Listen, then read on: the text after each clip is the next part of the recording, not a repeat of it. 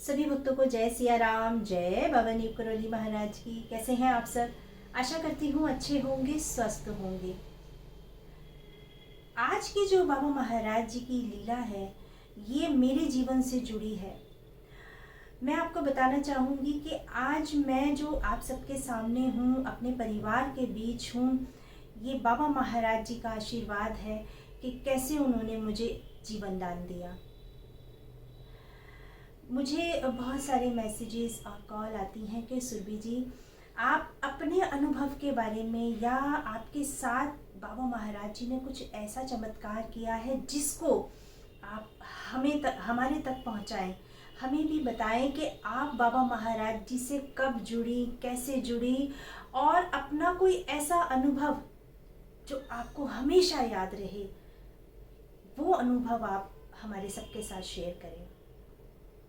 वैसे तो मैं पहले भी वीडियो में बता चुकी हूँ कि मैं बाबा महाराज जी से कैसे जुड़ी, लेकिन आज फिर भी संक्षिप्त में बता देती हूँ कि मैं बाबा महाराज जी से कैसे जुड़ी। ऐसे ही बस बाबा महाराज जी की मैं फेसबुक चला रही थी और बाबा महाराज जी का मुझे उसमें स्वरूप दिखा। अब होता है ना, एक बार दिखा तो वो बार बार मेरे सामने आ रहा था। अब मेरे मन में हुआ कि मैं इनके बारे में जानूं, और इससे पहले मैंने बाबा महाराज जी का कभी नाम नहीं सुना, किसी से भी नहीं सुना। मैं कुछ भी बाबा महाराज जी के बारे में नहीं जानती थी। अब फेसबुक पे पूरी एक कहानी स्टीव जॉब्स वगैरह, मार्क जुकरबर्ग वगैरह के ऊपर लिखी हुई थी, तो मैं उसको पढ़ने लगी। अब होता है ना कि जब हम कुछ ऐसी चीज़ें पढ़ते हैं कि उनकी ज़िंदगी में कैसे बदलाव आए, तो हमारे अंदर भी एक प्रबल इच्छा जाग उठती है कि हम भी देखें, हम भी जुड़ के देखें, है ना। होता है ना, सभी के साथ होता है। तो मेरे साथ भी ऐसे ही कुछ हुआ और उस समय मैंने बाबा महाराज जी के बारे में बहुत कुछ सर्च कर दिया। सर्च करते करते मेरे सामने मतलब ऐसे दिल्ली कश्मीरी गेट मंदिर है बाबा महाराज जी का, वो मुझे उसका दिखाई दिया। अब दिल्ली में ही पैदा हुए और दिल्ली में ही पले बड़े, इतने साल हो गए, लेकिन कभी इस मंदिर के बारे में सुना नहीं। अब मैं सर्च करते करते आराम से मैं सो गई। मुझे बाबा महाराज जी ने दर्शन दिए उसी दिन। मतलब बाबा महाराज जी आए हैं और मेरे ड्राइंग रूम में सोफे के पास खड़े हो गए हैं और मुझसे कहने लगे, बाबा महाराज जी ने एक धोती वाइट कलर की पहनी हुई थी और ऊपर कुछ भी नहीं था। तो बाबा महाराज जी जब सोफे के पास खड़े हो गए, तब उन्होंने मुझसे कहा कि बेटा मुझे ठंड लग रही है, मुझे कंबल उड़ा दे। तो मैं जल्दी से एक कंबल लेकर आई और बाबा महाराज जी को मैंने कंबल उड़ा दिया। बाबा महाराज जी ने जैसे ही कंबल ओढ़ा, बाबा महाराज जी वहीं सोफे पर लेट गए। तभी अचानक मेरी नींद खुल गई और वो समय सुबह 4 से 4:30 के बीच का था। अब उस समय मैं नहीं समझ पाई कि ये क्या था। मैं तो जानती भी नहीं हूँ बाबा महाराज जी के बारे में। खैर, मैंने बाबा महाराज जी को बहुत धन्यवाद दिया और मतलब मैं इस सोच में पड़ गई कि कैसे बाबा महाराज जी आपने मुझे दर्शन दिए। और बस निकल पड़ी मैं कश्मीरी गेट मंदिर। उसको मैंने ढूंढा और बाबा महाराज जी को मैंने कंबल अर्पण किया, कंबल चढ़ाया। तब वहाँ पर मुझे दिल्ली कश्मीरी गेट मंदिर में पंडित गोपाल स्वामी जी मिले। पंडित जी का स्वभाव बहुत अच्छा है। उन्होंने मुझे बाबा महाराज जी के बारे में बताया। जब मैंने उनको अपने सपने के बारे में बताया कि ऐसे ऐसे मुझे बाबा महाराज जी ने दर्शन दिए हैं, तो बहुत खुश हुए और उन्होंने मेरा कंबल बाबा महाराज जी को उड़ा दिया और अपने पास से मुझे दूसरा कंबल प्रसाद रूप में वापस दिया। तो ये तो है कि मैं बाबा महाराज जी से कब जुड़ी, कैसे जुड़ी।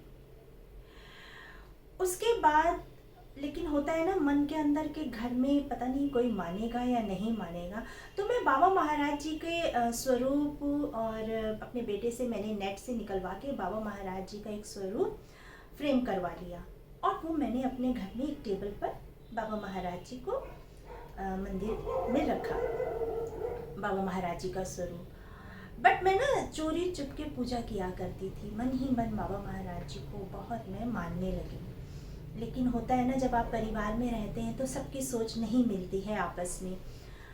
तो बहुत दिन हो गए तो मैं बाबा महाराज जी से कहने लगी कि हे बाबा महाराज जी, मुझे आपकी ऐसे पूजा करना, चोरी चुपके पूजा करना अच्छा नहीं लगता। तो हे प्रभु, आप कुछ ऐसा करें कि मुझे आपकी पूजा चोरी चुपके ना करनी पड़े। अब इस बीच में हुआ क्या, आपको पता ही है कि कोविड आ गया।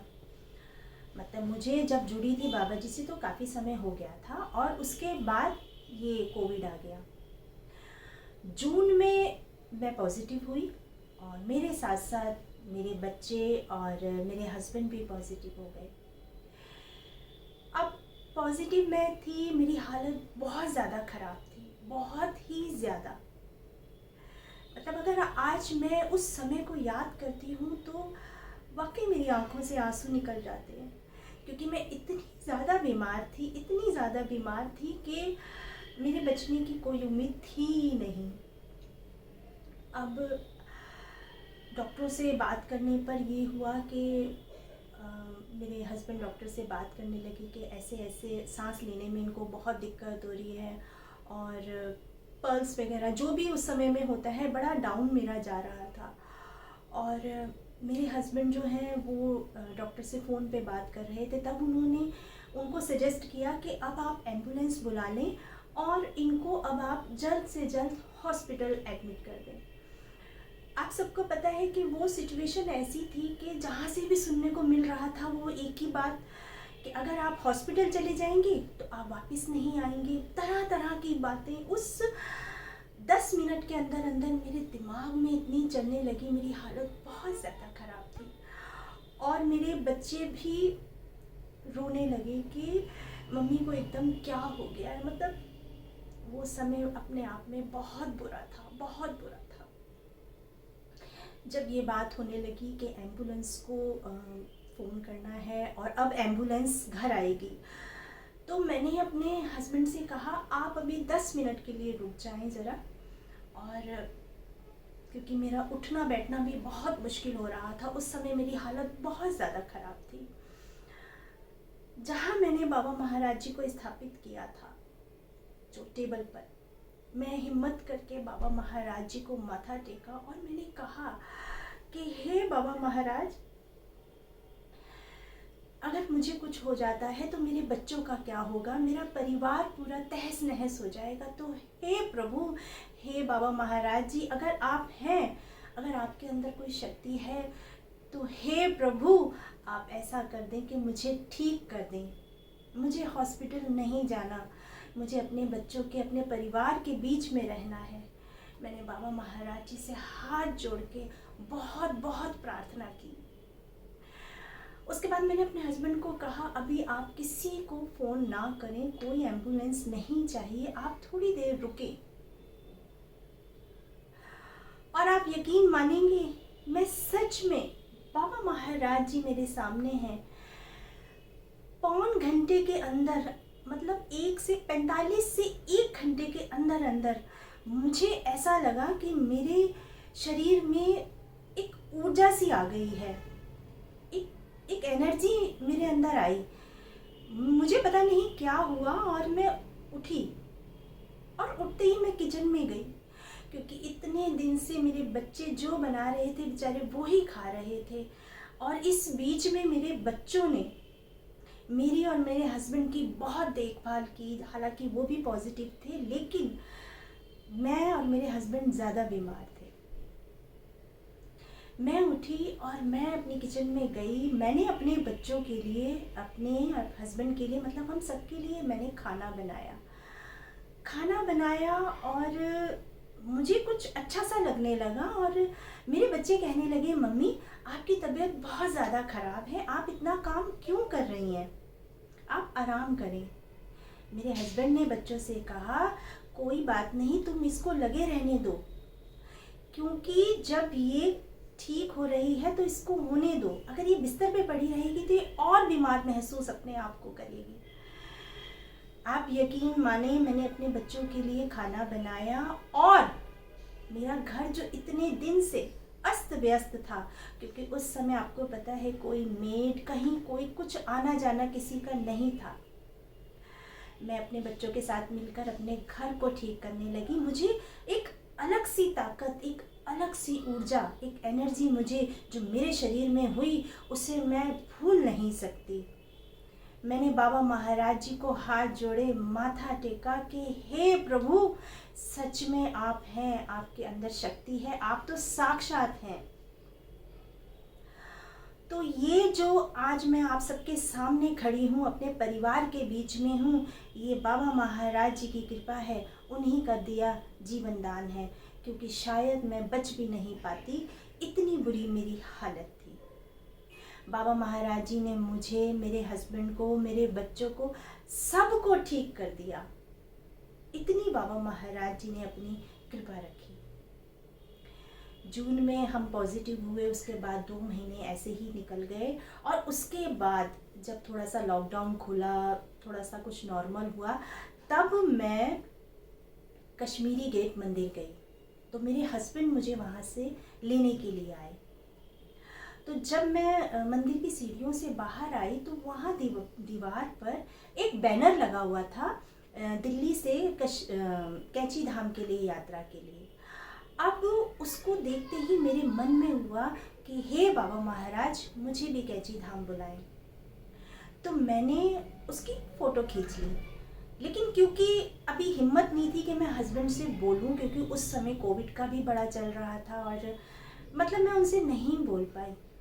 तो जब मैं गाड़ी में बैठी इनके साथ और घर के लिए हमने जब वापसी की, तो पूरे रास्ते इन्होंने उस बारे में कोई बात नहीं की, लेकिन मैं मन ही मन बाबा महाराज जी से प्रार्थना कर रही थी कि हे प्रभु, आप ही इनको बोलिएगा कि मुझे कैंची धाम जाना है। पूरे रास्ते ही इन्होंने इस बारे में कोई बात नहीं करी, लेकिन जैसे ही हम घर पहुंचे और मैंने एंट्री की ही थी, मैंने और हस्बैंड ने, मेरी सासू माँ सामने पलंग पर बैठी थी, और इन्होंने घर में घुसते ही एकदम से कहा, मम्मी हनुमान जी के दर्शन करने जाएगी? तभी मेरी सास कहने लगी कि हाँ भैया, मुझे तो 2-3 दिन से वैसे भी हनुमान जी सपने में दिखाई दे रहे हैं, तो मैं जाऊंगी। लेकिन अभी उनको ये नहीं पता कि हनुमान जी के दर्शन कहाँ करने जाने हैं, कौन बाबा नीप करौली महाराज जी, उन्हें कुछ नहीं पता। तब मेरे हस्बैंड ने कहा, मम्मी ऐसे ऐसे नैनीताल में बाबा नीप करौली महाराज जी का मंदिर है, हनुमान जी का मंदिर है। तब मेरी सास ने कहा कि हाँ मैं ज़रूर जाऊंगी।